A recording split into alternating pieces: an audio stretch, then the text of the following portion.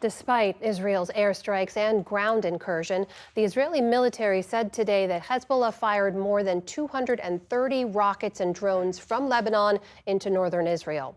Cross-border rocket attacks have become common over the last year.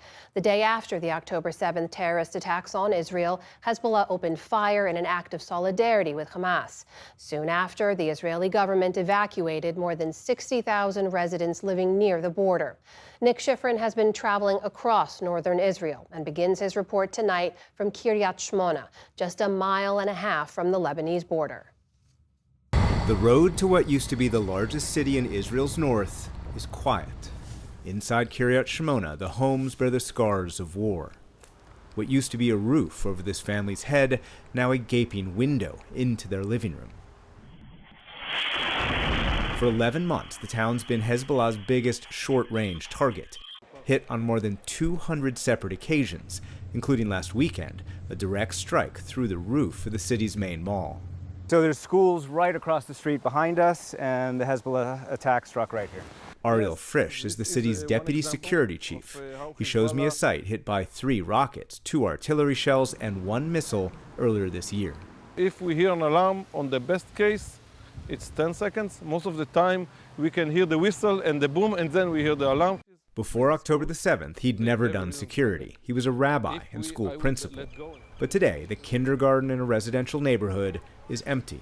Its playground stands unused. Nearly all of the 24,000 residents have been evacuated. Today, the basketball courts are shot through with shrapnel.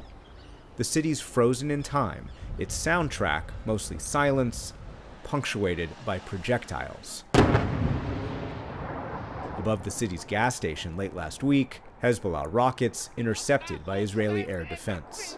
Hezbollah doesn't care if he's losing troops or commanders.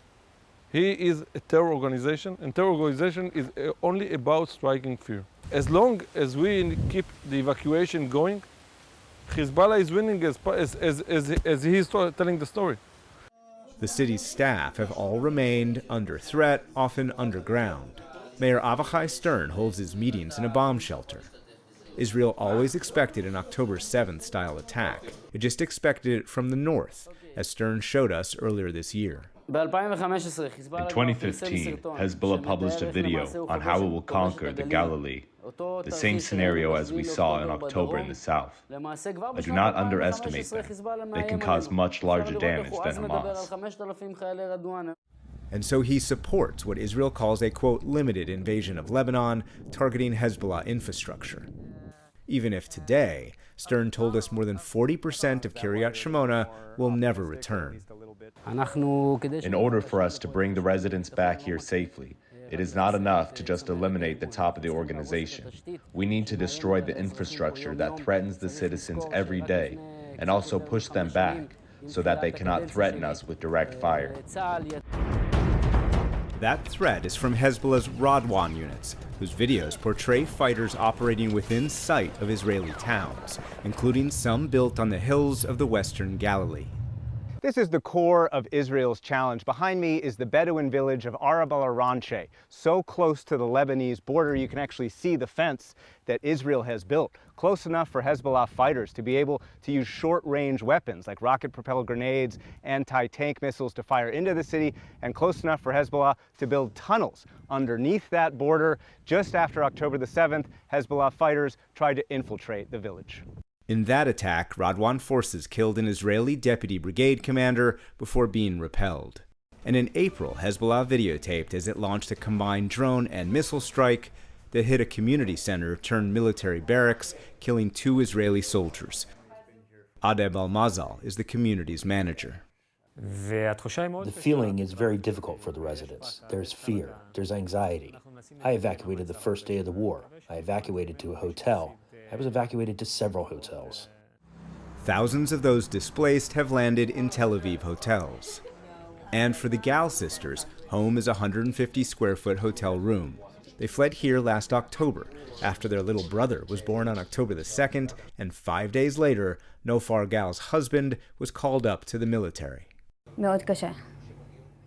It was very difficult, especially in the beginning. It was after my cesarean section. And when my baby was 1 week old, we had to flee our home. And we arrived with a real sense of grief. It was hard, but life in Tel Aviv went on as normal, and it was very strange to see that.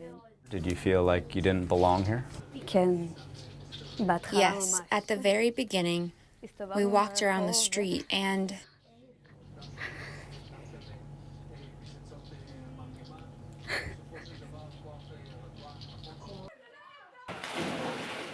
She longs for her life back in Kiryat Shmona, but this sanctuary has become a war zone.